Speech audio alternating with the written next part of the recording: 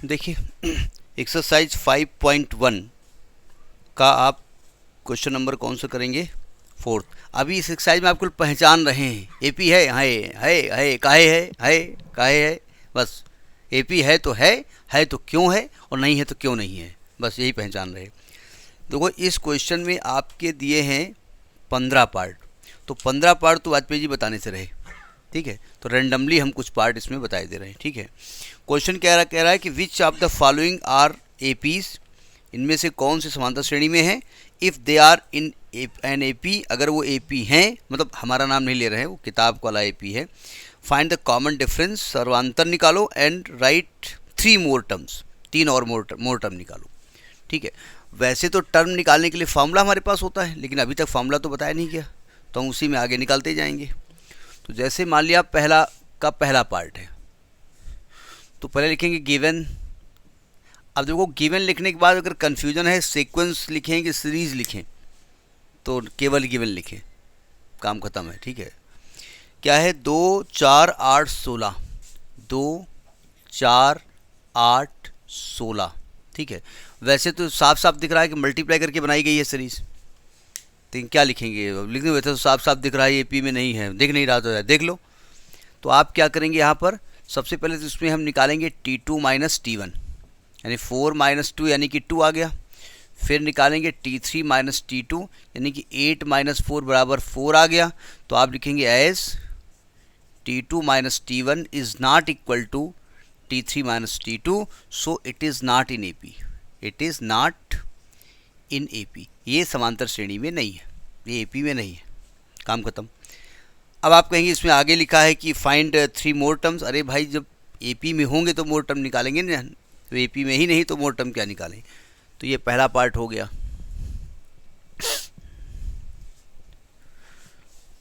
Second part क्या कह रहा है, 2 है 5/2 है।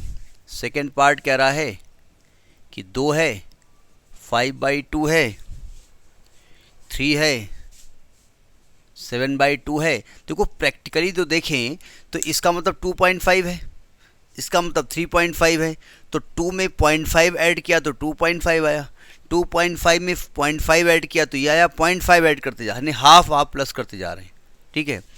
तो यानी कि अगर इसका हम T2 माइनस T1 निकालें, लेकिन दिखाना पड़ेगा ना, वो आएगा 5/2 माइनस 2 बोले तो 1/2।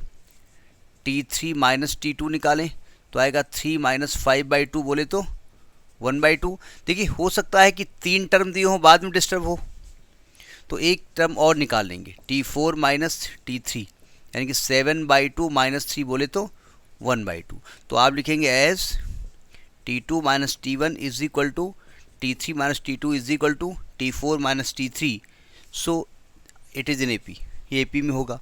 अच्छा AP में होगा तो कॉमन डिफरेंस क्या हो जाएगा, कॉमन डिफरेंस आपका 1/2 हो गया, ठीक है। अब कहते हैं 3 मोर टर्म निकालिए, तो 3 मोर टर्म्स अगर निकालने हैं, 3 मोर टर्म्स, तो हर टर्म में क्या ऐड कर देना है, हाफ, यानी कि आएगा 7/2 प्लस 1/2 आएगा, और 7/2 यानी कि कितना आएगा 8/2 यानी कि 4, और 4 प्लस 1/2 आएगा, कितना होगा 9/2, और 9/2 प्लस 1/2 आएगा यानी कि ये 5 आ जाएगा। तो ये 3 मोर टर्म्स हो गए। ये आपसे कह रहे थे कि भाई 3 और टर्म निकालो, अगर ये AP में है तो निकाल दिया हमने, ठीक है।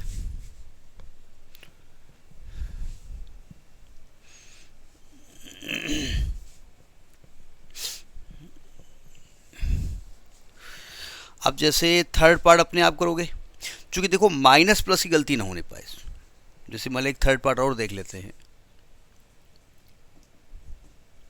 क्या है -1.2 माइनस 3.2 माइनस 5.2 माइनस 7.2, ये घटते हुए क्रम में है कि बढ़ते हुए क्रम में है, हैं? ये घटते हुए क्रम में है, क्योंकि नेगेटिव नंबर बढ़ेगा तो माइनस घटता है।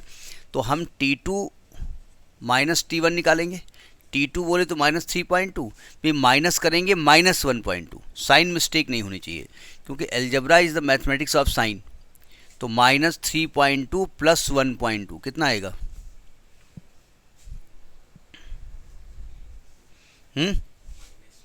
माइनस का 2 आएगा। फिर T3 माइनस T2 करिए, T3 बोले तो -5.2 -3.2, यानी कि -5.2 + 3.2, ये भी आएगा -2। तो आप लिखेंगे, दो ही से काम चला लो, as T3 - T2 = T4 - T2 - T1। लेकिन आगे देख लेंगे आप नज़र दौड़ा करके कि कहीं गड़बड़ तो नहीं है कि 3 टर्म तो एपी में है और कहीं आ गया। सो इट इज़ इन एपी। वैसे निकाल लेना, T4 - T3 भी निकाल लेना, ठीक है। यहाँ से T4 - T3 भी निकाल लेना, ये भी -2 आएगा, और यहाँ लिख देना = T4 - T3, ये सब इक्वल हो जाएंगे। सो it is in AP, so it is in AP. तो आपका जो कॉमन डिफरेंस होगा, सर्वांतर जो ये पूछ रहे हैं आपसे, ये डिफरेंस ही तो निकल रहा है, तो D कितना निकलेगा? -2 निकलेगा। और कहते हैं 3 और टर्म निकालो, 3 मोर टर्म्स, 3 मोर टर्म्स। तो कैसे निकलेगा? -7.2 में -2 कर दोगे, यानी कि माइनस का 9.2 आएगा। -9.2 में -2 कर दोगे, माइनस का 11.2 आएगा। और -11.2 में -2 कर दोगे, माइनस का 13.2 आ जाएगा। बस 3 और टर्म हो गए आपके। फोर्थ पार्ट अपने आप करो, फिफ्थ पार्ट अपने आप करो, कर लेंगे ना, √2 वाला तो मालूम हो जाएगा ना। 6 पार्ट देखिए, क्योंकि 15 पार्ट हैं, एक जैसे पार्ट हैं तो बहुत सारे, यही कहो प्रैक्टिस के नाम पे इन्होंने दे ही दिए इसमें बहुत सारे पार्ट, वरना प्रैक्टिस के नाम पे तो इनको टोटा है इसमें। इसका है 6 पार्ट। 6 पार्ट क्या कह रहा है? 0.2, 0.2, 0.22, 0.222, 0.2222, ये बहुत सारे नंबर्स हैं। देखने से क्या लग रहा है? क्या डिफरेंस सेम आ रहा है? नहीं, यानी कि देखने से ही लग रहा है एपी में नहीं है, तो लगाने की जरूरत ही नहीं है। तो T2 में माइनस करेंगे T1, 0.22 में 0.2 माइनस करो, कितना आएगा? 0.01, 00। वेरी गुड भैया, 0 पॉइंट ज़्यादा 22 में 0.20 हो जाएगा ना, 20, तो 0.02 आएगा, ठीक है। जब T3 - T2 करेंगे तो 0.222 में 0.22 करेंगे, तो होता क्या है? 0.222 में 0.22 करेंगे, 0 खिलाएंगे, तो आएगा 0.002 आएगा। क्या दोनों इक्वल आ रहे हैं? बोले 0 का कोई बड़ा खास रूल तो होता नहीं है, तो इक्वल है मान लो। तो आप लिखेंगे as T2 - T1 is not equal to T3 - T2, so it is not in AP। चूँकि इक्वल नहीं है, अतः यह AP में नहीं है। 6 पार्ट अपने आप करोगे। 7th पार्ट देखो जरा। 7th पार्ट नहीं, 7th पार्ट अपने आप करोगे। 8th पार्ट देखो जरा। 8th पार्ट यह है -1/2, -1/2, -1/2, -1/2, -1/2, -1/2, -1/2 एंड सो ऑन। क्या ये AP में है? चूँकि T2 - T1 करो, या T3 - T2 करो, या T4 - T3 करो, ये सब वैल्यू किसके इक्वल आ रही है? 1 के इक्वल आ रही है। यानी सेम चीज़ माइनस करोगे तो 1 के इक्वल आ जाएगी। अरे भैया, 2/2 करेंगे, ये डिवाइड कर रहे हो क्या? हाँ, वेरी गुड। हमें नहीं मालूम क्या ये दोनों नंबर सेम है, और दो सेम नंबर को माइनस करो कितना आंसर आता है? मतलब 1 लेके आ रहे हो। Very good. तुम लोगों को एक्चुअली ये वाला गुड देने वाला है। हम जनरली गुड ये देते हैं, और जो अच्छे गड़बड़ करते हैं उनको एक डी हटा देते हैं। स्टूडेंट कहता है ये कौन सा गुड है, हमका देखो गुड में 4 लेटर होते हैं, एक ही लेटर हटाया है तो 75% गुड तो तब भी रहता है, ये क्या मतलब है। तो आप लिखेंगे सो एज इक्वल है, सो it is in AP, so it is in AP, ये एपी में होगा। अब कॉमन डिफरेंस क्या है यहाँ पर है, ये -1/, जीरो है, कॉमन डिफरेंस जीरो आ गया। अब कहते हैं नेक्स्ट 3 टर्म निकालो, नेक्स्ट 3 टर्म्स, तो यही तो रहेंगे आपके 3, राइटिंग बड़ी गंदी है, अरे यार, -1/2, -1/2, -1/2, बस हो गया। देखने से लग रहा है ये एपी में नहीं है, ठीक है, लेकिन एपी में है। और जहाँ कन्फ्यूज़न हो उसमें आंसर पहले खोल के रख लो, उनका दिक्कत है नहीं, मतलब आंसर खोल रख लो, है तो यस लिख दो, नहीं है तो नो लिख दो, तो क्या दिक्कत है। तो ये आपका 8th पार्ट हो गया जाकर के।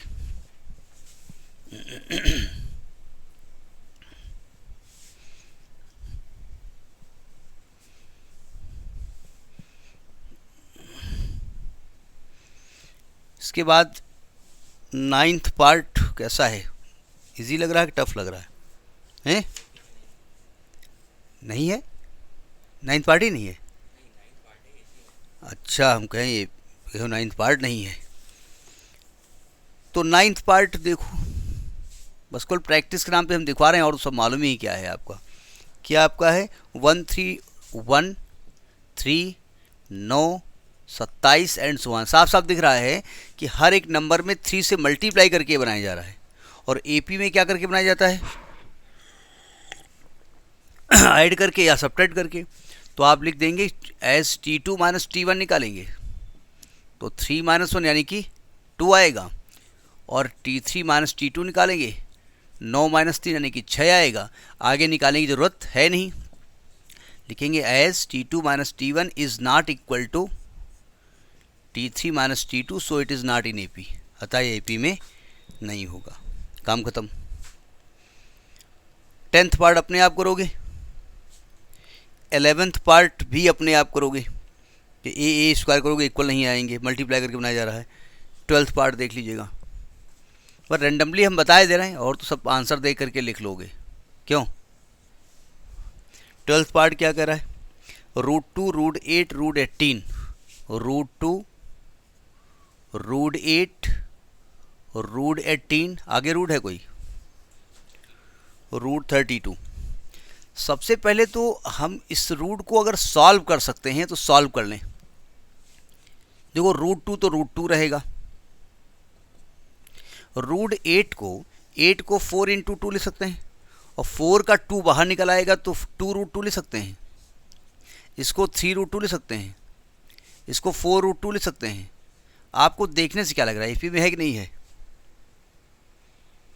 इसमें √2 में √2 प्लस किया तो 2 √2 आ गया, एक √2 और प्लस किया 3 √2 आ गया, अगला 4 √2 आ गया। तो आप लिखेंगे T2 - T1 कितना आएगा, 2 √2 - √2 यानी कि √2। T3 - T2 कितना आ गया, 3 √2 - 2 √2 बराबर √2, और T4 - T3 कितना आएगा, 4 √2 - 3 √2 बराबर √2। लिख देंगे as T2 - T1 is equal to T3 - T2 is equal to T4 - T3 is equal to and so on, so it is in AP, so it is in AP, इसलिए ये AP में होगा। और जो डिफरेंस आप निकाल रहे हैं यही कॉमन डिफरेंस है, तो यहाँ जो कॉमन डिफरेंस डी है वो √2 आएगा। और नेक्स्ट 3 टर्म्स पूछ रहे हैं आपसे, नेक्स्ट 3 टर्म्स देखिए, अगर यही क्वेश्चन एग्जाम में आएगा तो नेक्स्ट 3 टर्म्स निकालने के लिए अर्थमेटिक प्रोग्रेशन का फॉर्मूला लगाना पड़ेगा। अभी फॉर्मूला पढ़ाया नहीं गया, इसलिए हम डायरेक्ट बता दे रहे हैं, ठीक है।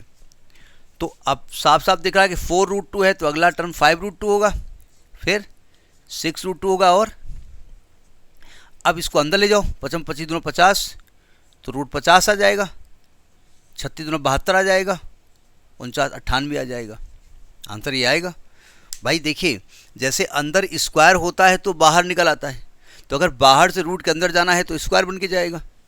तो अगर 5 रूट के अंदर जाना है तो स्क्वायर बन के जाएगा, तो 5 के स्क्वायर 25 और 2 से मल्टीप्लाई करोगे तो 50 आ जाएगा। करिए इसको। तो क्या मैं कह सकता हूँ कि आप अगले 3 पार्ट अपने आप कर लोगे ना? तो अगले 3 पार्ट अपने आप करिएगा, ठीक। बहुत ईजी है, इसको सबको बताने की ज़रूरत नहीं है।